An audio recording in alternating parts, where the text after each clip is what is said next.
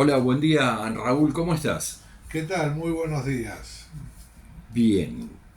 Eh, ¿Qué estás viendo? ¿Qué está pasando con la política y la economía o el humor social? ¿Cómo impacta? ¿O querés?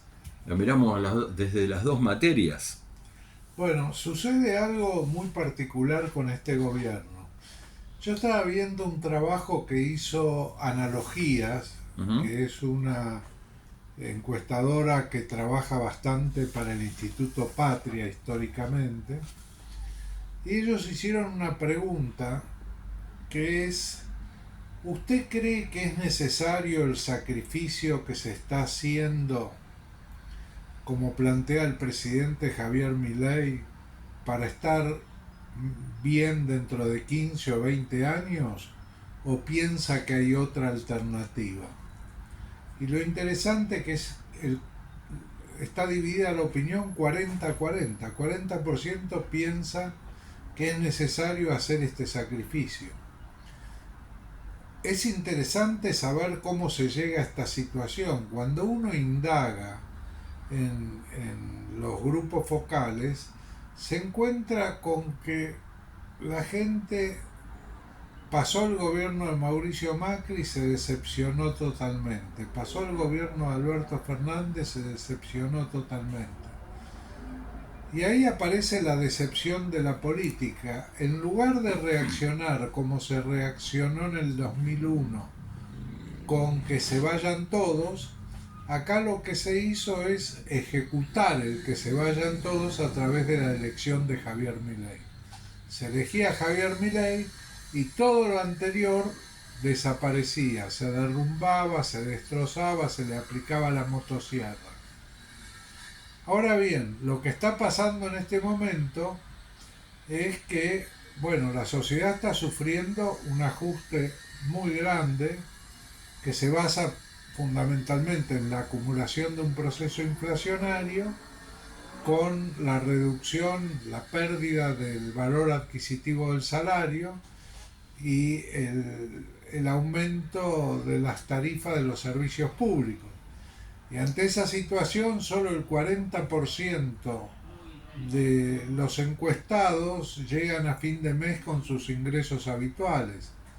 El 60% restante o tiene que tomar prestado, se tiene que endeudar o tiene que usar parte de sus ahorros. Ahora bien, uno puede usar sus ahorros este mes, el mes que viene, el otro. Llega un momento que se terminan. Puede endeudarse este mes, el mes que viene, el otro. Llega un momento que nadie te presta. Entonces, si los salarios no se llegan a incrementar en función, en relación a la inflación y al precio de las tarifas públicas, el gobierno va a tener serios problemas de gobernabilidad. Por ahora mantiene el apoyo a la gestión por encima del 50%. Y el 50% dice que dentro de un año vamos a estar mejor que ahora. Que el 50% diga que dentro de un año vamos a estar mejor que ahora no ocurre en los últimos 8 años. No ocurre durante el gobierno de Macri, no ocurre durante el gobierno de Alberto Fernández. O sea, ese es un buen síntoma para el Poder Ejecutivo. Ahora, ¿ustedes se acuerdan que cuando era elegido Alberto Fernández y estaba esa cosa entre quién gobierna, gobierna Alberto, gobierna Cristina? Ujú. Al final estuvo el quién gobierna, alguien gobierna, porque aparecía una situación de desgobierno. Bueno, ahora se presenta nuevamente un gobierno del tipo bicéfalo, digamos, porque aparecen gobernando por un lado Javier Milei, por el otro lado Karina Milei. Karina Milei tiene un poder grande que es el poder de veto. Puede vetar decisiones y puede vetar personas. Ujú. Basta que diga no quiero a esa persona ahí, que a esa persona se le pide inmediatamente la renuncia. Por otro lado, el presidente Milei daría la impresión de estar, una vez de dadas las líneas generales de lo que quiere para la República Argentina, aparece más interesado en su posicionamiento internacional como líder de una doctrina anarcocapitalista que no fue probada en ningún gobierno del mundo y que es la primera vez que alcanza a través de un proceso electoral el gobierno. Daría la impresión que está más interesado en eso. Por otro lado, va tomando conciencia de las limitaciones que tiene. Tiene muchas limitaciones en el manejo de las cuestiones políticas. La salida de Pose y la entrada de Guillermo Franco al frente de la jefatura de gabinete muestra un poco eso. Digamos, el reconocimiento a la habilidad de Guillermo Franco, que consiguió primero que la ley ómnibus fuera aprobada en general en diputados, y cuando estaba negociando capítulo por capítulo, el presidente Milei, en un gesto de suma irascibilidad, decide retirarla y bajarla. Indudablemente, después de muchas conversaciones, manda una versión acotada, resumida de esa ley ómnibus llamada ley bases. Aún, sí. Sí. No, te quería preguntar a ver si aún así, viendo que estos porcentuales se siguen sosteniendo. Yo recuerdo que este tipo de charlas lo sosteníamos durante la administración Macri a los 2 años de que Macri ejercía la presidencia. Sin embargo, este tema de discutir cómo se está viendo la opinión pública o qué se está cuestionando de un proyecto de gobierno o proyecto modelo de país está pasando con un presidente que solo tiene 6 meses. Lo que indica de alguna manera que si hay que profundizar mucho para analizar, no sé cómo lo ves vos, en este tipo de cosas, estamos como interrogándonos muy aceleradamente de qué es lo que realmente está pasando o cómo está impactando en la sociedad. Bueno, la diferencia fundamental es que Milei utilizó una política de shock, mientras que Macri utilizó una política, digamos, moderada y progresiva. Por eso lo que fue 2 años en Macri son 6 meses en Milei. No nos olvidemos que Mauricio Macri en febrero del año de las elecciones de medio término, sí, estaba muy débil y sin embargo ganó. Empezó a repuntar y ganó las elecciones de medio término. Yo no sé qué va a pasar en las elecciones de medio término en el año próximo. Si la inflación sigue mostrando, la única carta que en este momento tiene el gobierno es el índice mensual de inflación menor que el del mes anterior. El día que eso se corte, digamos, la credibilidad del gobierno va a bajar. Eso es indudable. Tiene algunas actitudes que recuerdan mucho épocas anteriores de la política. La actitud que tuvo el presidente frente a lo que ocurrió con la ministra Petovelo y la entrega de los alimentos demuestra una actitud de parquedad y persistencia de mantener a alguien que no ha mostrado suma habilidad en el manejo de la cosa pública. Primero lo demuestra cuando recibe la primera orden del juez para que distribuya los alimentos y apela a esa medida. Si a vos te ordenan distribuir los alimentos, pero no apelés distribuir los alimentos, donde queda, digamos, una actitud cruel, digamos, tengo alimentos pero no los voy a distribuir. Después se dijo que esos alimentos eran para una emergencia. Hubo 2 emergencias, la de Bahía Blanca y la de Corrientes con las inundaciones. No se distribuyeron alimentos en ninguna de las 2. Indudablemente... ¿No te parece suspicaz o a lo mejor extraño que...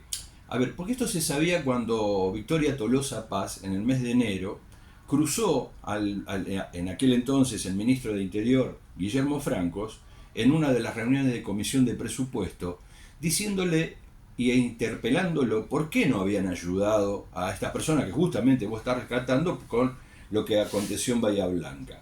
Y allí Victoria Tolosa Paz le hizo mención que en Villa Martelli había un galpón que estaba con una X cantidad de alimentos interesante, importante, como para que el gobierno pudiese dar esta respuesta. Franco yo no sé por qué no le contestó, si porque no sabía o porque, supongo que es eso, o porque en realidad no le interesaba profundizar sobre la materia. De hecho, nadie del poder político se hizo carne de ese tipo de planteo y la cosa siguió hasta que tomó estado público cuando Ari, de alguna manera, ventiló toda esta cuestión. ¿Por qué no lo ves con los reflejos necesarios a los legisladores o a dirigentes de la oposición como para poner sobre la mesa este tipo de temas cuando en realidad se tuvo que esperar a una investigación periodística muchos meses después? Sí, indudablemente la oposición está totalmente desconcertada ante este gobierno, digamos, no sabe cómo encararlo. Es llamativo el silencio de Sergio Massa. Sergio Massa sacó 44% de los votos. Digamos, el tema es, primero, el qué decirle a la gente. Suponete que aparece mañana, ¿qué le dice a la gente? Tiene que decidir esa parte. Y la otra pregunta es si le van a perdonar haber permanecido callado durante tanto tiempo en una situación tan crítica para la población. Yo creo que de alguna manera, como Sergio Massa dijo en su reunión de hace unos días con la CGT, él no va a ser candidato. Y yo creo que aquí por ahora en la oposición aparecen tres potenciales candidatos. Uno natural, que es Axel Kicillof, que no tiene reelección en la provincia de Buenos Aires, y es el que mayor cantidad de votos tendría en ese espacio, porque él ganó la gobernación de la provincia de Buenos Aires, cuando Javier Milei es elegido presidente. Y después están Juan Grabois, que quiere ser candidato a presidente, y Guillermo Moreno, que está en campaña ya para ser candidato a presidente. Por ahora son esos tres los que se presentan con distintas características, básicamente porque Axel Kicillof tiene la responsabilidad de gobernar la provincia de Buenos Aires. Los otros dos no tienen ese nivel de responsabilidad. Y el que apareció en los papeles como más concreto adversario y opositor a la política del gobierno ha sido Juan Grabois, que hizo las denuncias, fue a la audiencia con Petovelo, se peleó en la audiencia con Petovelo, digamos, lo ha seguido hasta las últimas instancias. Es el que se está presentando como opositor. Después hay otra gente que está caminando un poco más en silencio, pero que tiene pretensiones.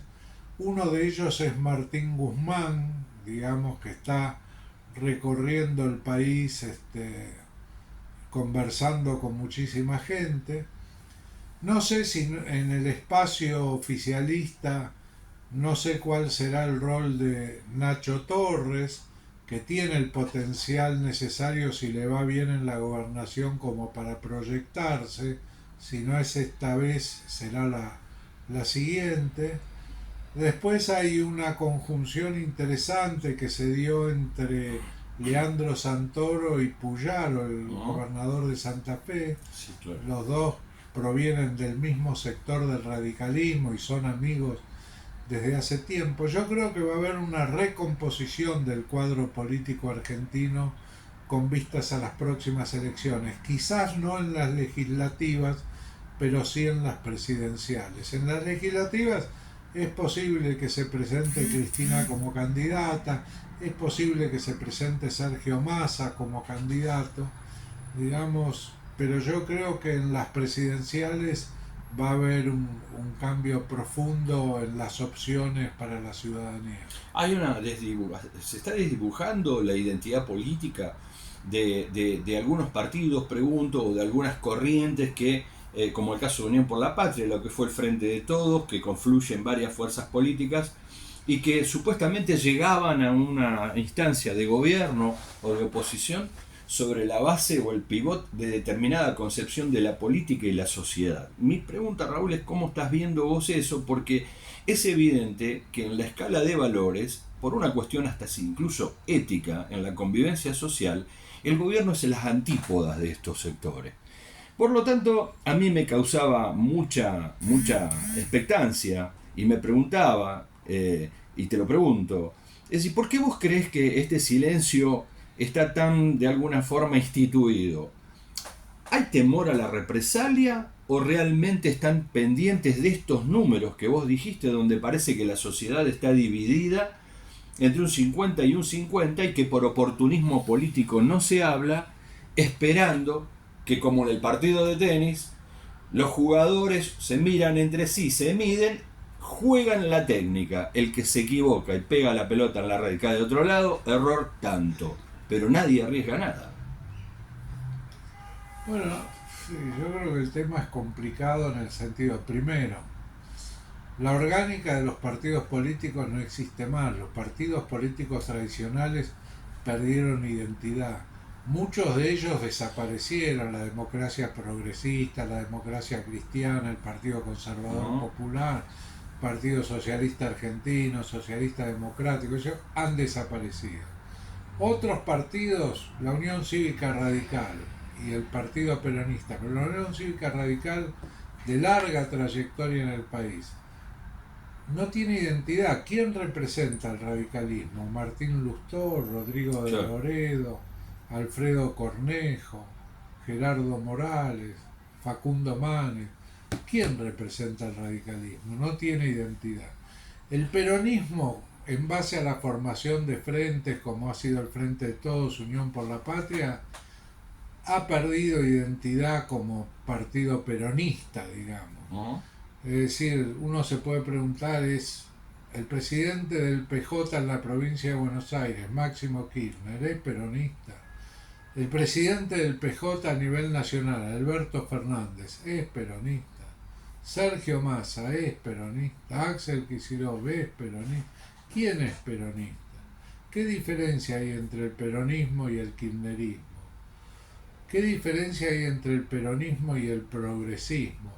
Bueno, entre el peronismo y el progresismo me lo aclaró un intendente del conurbano muy claramente en una discusión que tuvimos en la que él dijo claramente que el gobierno de Alberto Fernández no fue un gobierno peronista, fue un gobierno progresista. Y me dijo, ¿sabes cuál es la diferencia entre el progresismo y el peronismo? Para el peronismo siempre, desde Perón y Evita, hubo derechos y obligaciones. Para el progresismo solo hay derechos, no hay obligaciones. Y yo creo que si uno mira las 20 verdades del peronismo, del justicialismo, la cuarta es solo hay una clase de hombre, el hombre que trabaja. Y la quinta es todo hombre tiene derecho a la dignidad del trabajo y la obligación de producir por lo menos lo que consume. El derecho y la obligación. Entonces se ha deformado mucho la doctrina peronista. Da la impresión que Guillermo Moreno está tratando de reivindicar esa doctrina. Ahora, una parte importante de la sociedad agarró para otro lado, el lado del individualismo. Digamos, Milei es el representante típico del individualismo, de la no pertenencia a un espacio, incluso de no tener la noción de patria, porque patria es un conjunto. Y él tiene una cosa del individualismo muy característica, que es el egoísmo y la falta de solidaridad. Cuando él dice, bueno, la gente que se muere de hambre, alguno se ocupará de que no se muera de hambre, porque yo no tengo que intervenir. Ahora él es el presidente de la República. Nosotros hicimos una encuesta sobre quién considera el electorado a la gente de bien, porque la frase gente de bien ha sido incluida por Milei. Sí. Y vos sabés que los 3 primeros lugares en una lista de 30, los 3 primeros son los bomberos voluntarios, los médicos y las enfermeras. Es decir, los que cuidan nuestra vida, los que nos protegen, los que nos salvan en situaciones límite. Los 2 últimos son los jueces y los políticos, que deberían ser los que tienen que cuidar nuestras vidas para que no tengan que intervenir los bomberos, los médicos y las enfermeras.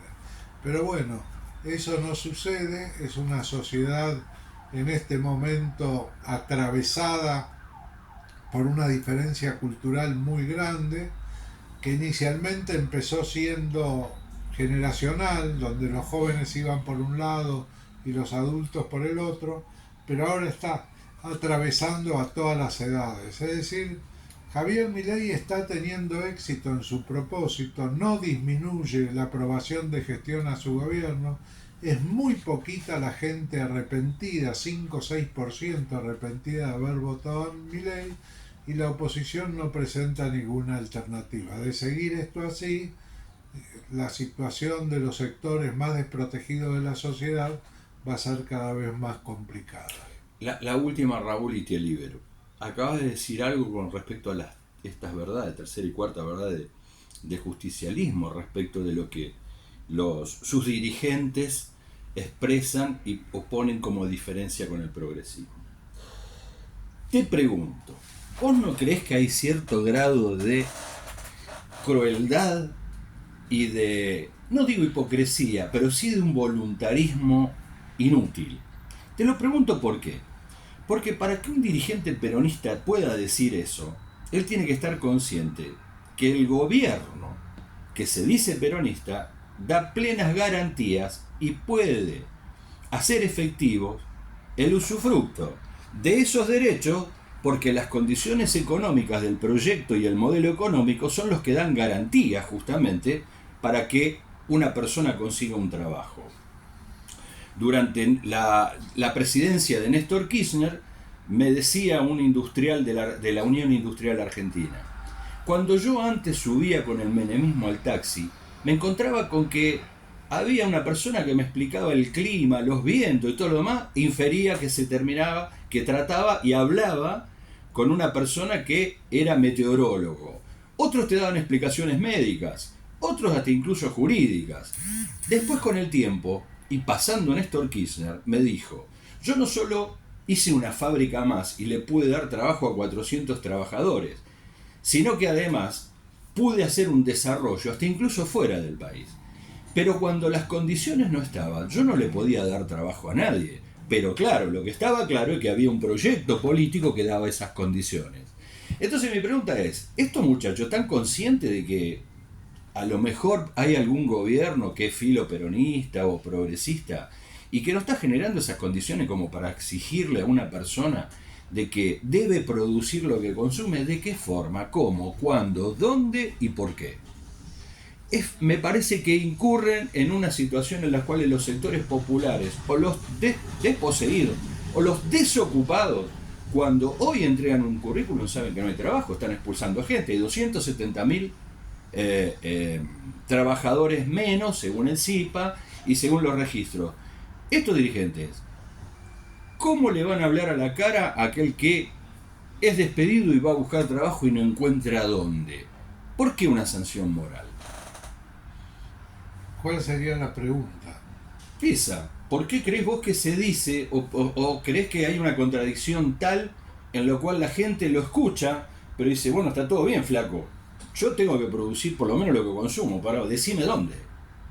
Ah, bueno, pero claro, lo que pasa, cuando volvió Perón al país, le preguntaron cómo se sale de esta situación. Dijo, de una sola manera, trabajando 24 horas por día. Claro. Es decir, es obligación del gobierno generar las condiciones para que haya trabajo. Si el gobierno para la obra pública al 100%, claro. Mirá, incluso hay ejemplos de provincias que han decidido obra pública que faltaba poco para ser terminada, decir, bueno, ofrecerle al contratista, yo le ofrezco, en lugar de terminarla en 6 meses, terminémosla en 2 años y yo le voy pagando a lo largo de 2 años. Contratista le dice, sí, está bien, estoy de acuerdo, hagámoslo así, pero ¿quién me paga lo que me deben? Porque el gobierno no solo suspendió la obra pública, suspendió el pago de lo que debía por la obra pública realizada, por los certificados de obra ya aprobados. Entonces, no se están generando condiciones para que haya trabajo, se están generando condiciones para que haya desocupación. Bien, el gobierno se tendrá que hacer cargo de eso, y en la medida en que aparezca una dirigencia opositora que ofrezca una alternativa diferente, Porque hasta ahora lo único que hace la oposición es oponerse a lo que plantea el gobierno, pero no muestra una alternativa diferente. Entonces, cuando aparezca la alternativa diferente, la sociedad va a tener la posibilidad de elegir. Por ahora lo único que tiene es mi ley sí, mi ley no. Nada más. Brilla.